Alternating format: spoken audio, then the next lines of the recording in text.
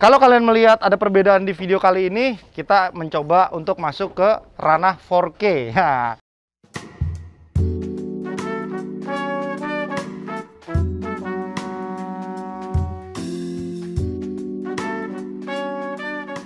Oke, senyores, Johnny, my friend, welcome back to Ben Spencer Hoki Channel. Nah, sesuai dengan keinginan netizen, kita hari ini akan ngebahas jeng Innova 2KD lagi. Nah, tetapi ini adalah tipe varian yang paling mungkin diminati kali ya. Sorry, gue buka masker dulu ya, mumpung gue lagi sendiri. Om Dimas jangan buka masker, Om. Oke. Nah, ini agak susah nih, John. Dan ini memang ceritanya agak unik. Jadi gini, seller mobil ini sendiri ngomong ketika ini mobil dinaikin di marketplace. 200 orang, John, yang nanya, John. Karena apa, ini tipe yang paling disenengin sama semua orang adalah tipe V Automatic Diesel 2012. Karena dia grillnya masih belum barong. Kalian bisa lihat tuh. Nah, cerita lebih uniknya lagi, mobil ini nggak dijual. Jadi mobil ini dijual oleh salah satu seller jual beli mobil bekas. Ya, dibeli sama salah satu subscribernya Ben Spencer Hoki alias Johnny my friend di Makassar, Mr. Z. Nah, Mr. Z ini udah nge-WA gue dari 2 minggu yang lalu. Bilang mau kirim mobilnya ke Euro House untuk di apain, Om? Modifikasi. Iya. Nah, yang agak kesulitan adalah komunikasi karena memang satu komunikasi, yang kedua adalah eksekusinya karena kita sekarang lagi PPKM. Jadi kita harus mematuhi prokes banget dan juga kita juga nggak bisa ke bengkel-bengkel lain. Jadi akhirnya gue meminta tolong kepada beberapa teman-teman gue yang bengkel untuk melakukan eksekusi mobil ini. Jadi hampir semuanya akan kita lakukan di sini. Dan gue akan jelasin sedikit pas tadi checklist nyampe ke sini apa aja sih yang kurang dari mobil ini. Kita ngider-ngider dulu kali ya. Nah, kalau kita lihat, John, kita tidak bisa berharap mobil ini seger sekali karena memang mobil ini boleh dibilang ada bekas pakai ya lah. Jadi kita bilangnya ini adalah wear and tear. Jadi kayak gini contohnya nih, list screw-nya hilang satu. Nah, terus di bagian dekat turbo itu, intake-nya itu yang ke arah knalpot udah agak sedikit berkarat, terus ada beberapa baut berkarat. Ya, karena memang kondisinya seperti ini, ya kita akan rapihin semua semaksimal mungkin. Dan terus terang memang sebenarnya kita tidak buka jasa seperti ini. Cuman karena ini adalah kemauan dari subscriber kita dan juga memang pas kebetulan netizen juga lagi meminta untuk konten Innova V Diesel 2012, ya sudah, then go on, man. Kita bakalan apa aja yang akan kita ganti. Yang pasti sebelum kita lari ke modifikasi, kita harus ngerapin dulu kondisinya juga, John. Karena memang matic-nya ini sedikit ada lompat dari N ke D-nya, jedek gitu. Nah, akan kita cari tahu dulu ya apa ya. Yang pasti yang pertama kita lakuin adalah ngeredam mobil ini dan kita lihat kondisi dalamnya itu seperti apa mobil ini. Oke, kita tunggu ya. Kita panggil dulu tim kita. Johnny, my team, come on. Kita bongkar dulu mobilnya, John.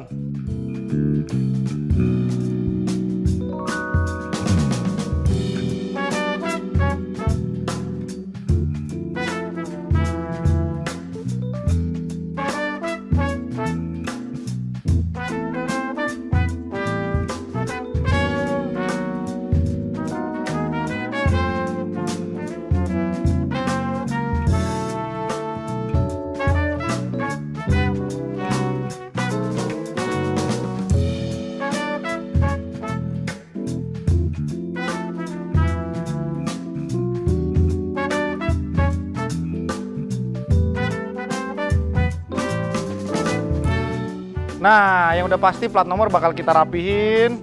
Udah gitu dudukan plat nomornya akan kita ganti, stiker-stikernya kita cabut. Nah, kaca film nanti kita akan panggil si Martin ya dari 3M Window Kalatin.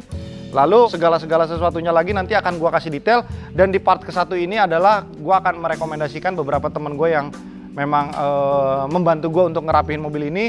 Mereka akan datang satu persatu ke sini dengan jadwal-jadwalnya. Jadi untuk menghindari kerumunan juga, John. Jadi ntar kita pokoknya update terus. Jadi nanti di video part keduanya baru kita lihat hasilnya seperti apa. Pertama kali yang gue tanya ke subscriber itu adalah budget. Berapa budget dia? Dia sebut, oke, Om, budget gue segini.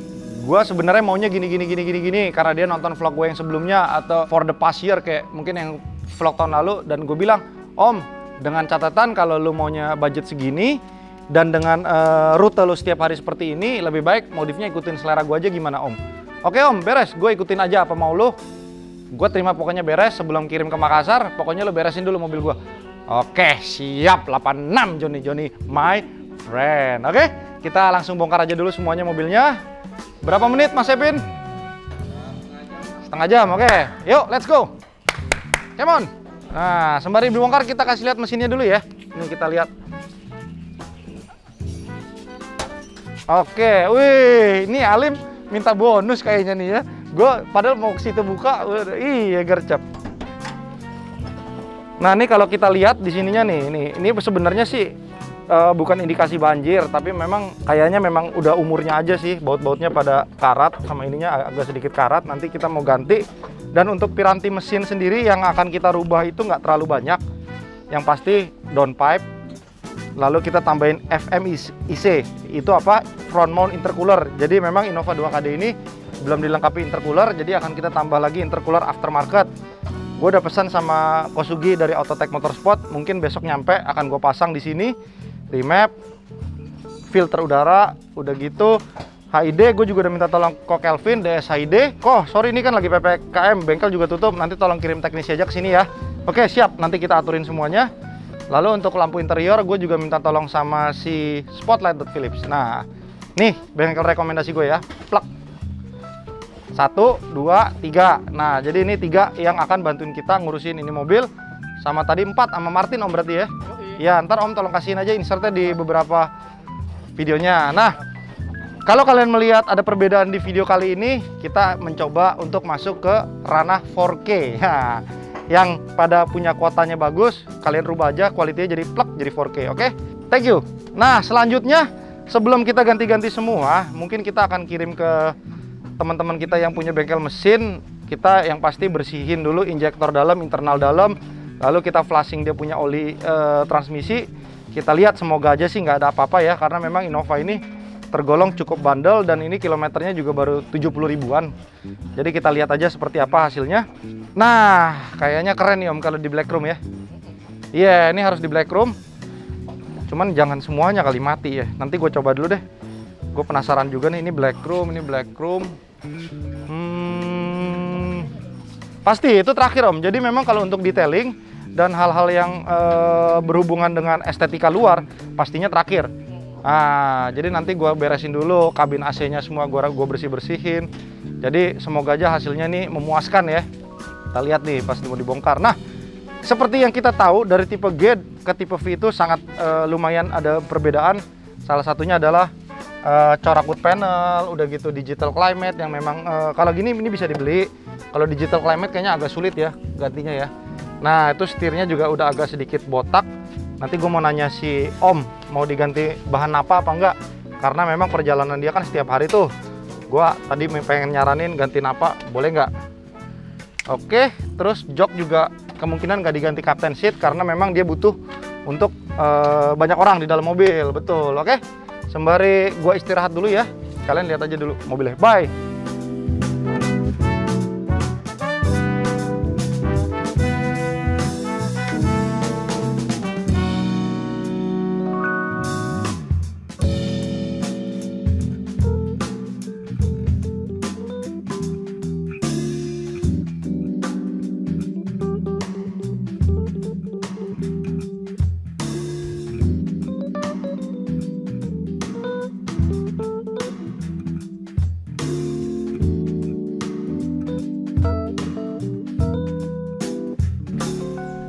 Oke John, kita udah mulai ngelepasin sedikit-sedikit nih, hampir semuanya udah kelepas.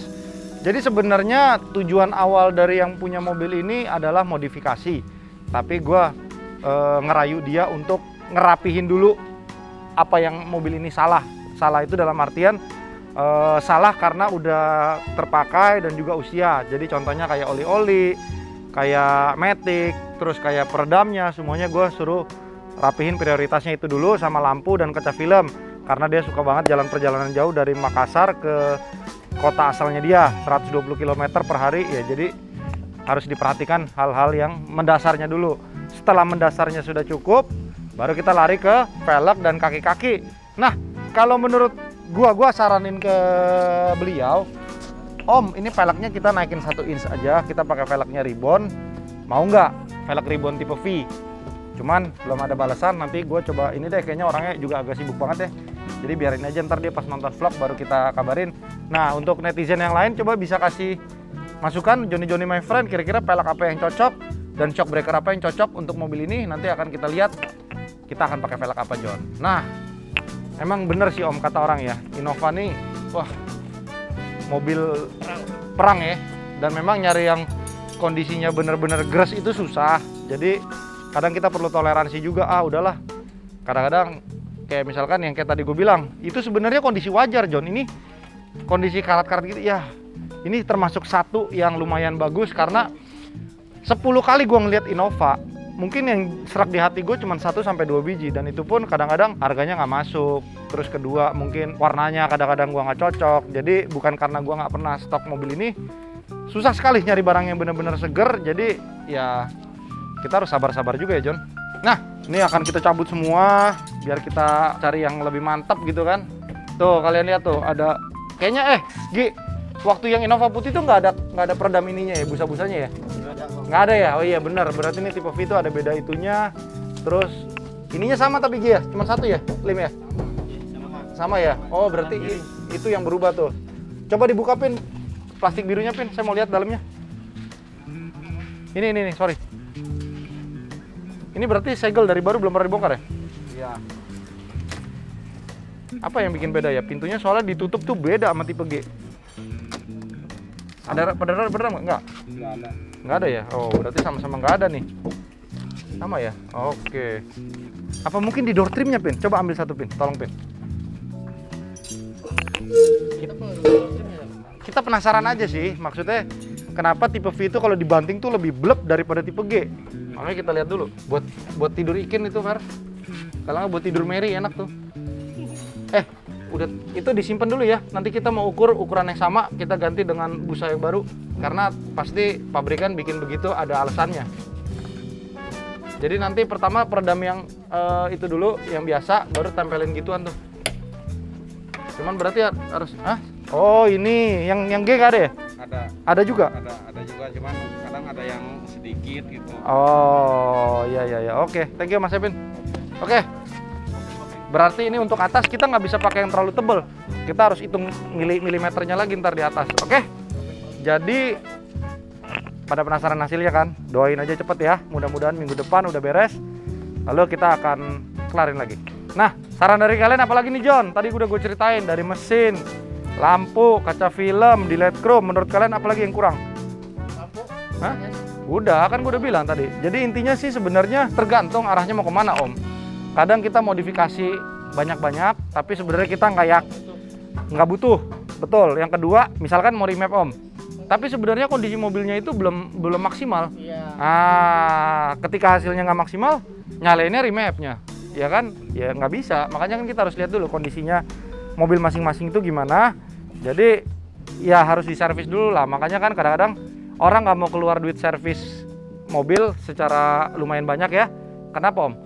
Karena servis itu uang yang tidak kelihatan Om. Nah, sama juga dengan kesehatan John.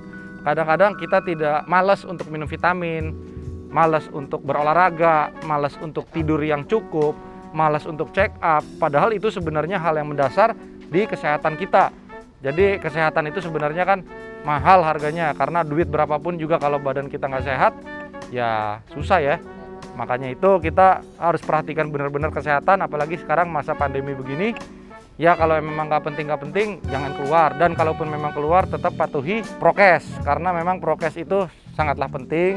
Jadi kalau misalkan ada di orang sekitar kalian itu ada yang tidak pakai masker, ngomong aja dengan halus, Pak mohon maaf boleh nggak sambil pakai masker biar kita semuanya sama-sama terjaga. Jadi boleh kita kritik orang tapi dengan bahasa yang halus. Ketika mereka tidak mau dikritik ya sudah, kita mundur aja pelan-pelan. Nah, oke. Seperti halnya juga dengan kesalahan. Manusia itu tidak luput dari kesalahan. Makanya itu ada yang namanya permintaan maaf. Nah, orang yang baik itu adalah orang yang tahu ketika berbuat salah itu cepat-cepat minta maaf dan melakukan perbaikan. Orang yang tidak baik itu menurut gua orang yang tidak mau mengakui kesalahan dan tidak mau memberikan maaf kepada orang yang salah. Ya kan? Terkecuali dia salahnya sampai 10 kali, berarti memang sudah tidak pantas lagi untuk dimaafkan. Oke? Terima kasih Johnny my friend yang sudah menonton, dan jangan lupa di subscribe, komen, di like ya. Thank you ya. Oke, sekian dari vlog ini, ditunggu aja part keduanya. Ini akan seru sekali ya John. Oke, thank you Johnny my friend. Bye bye.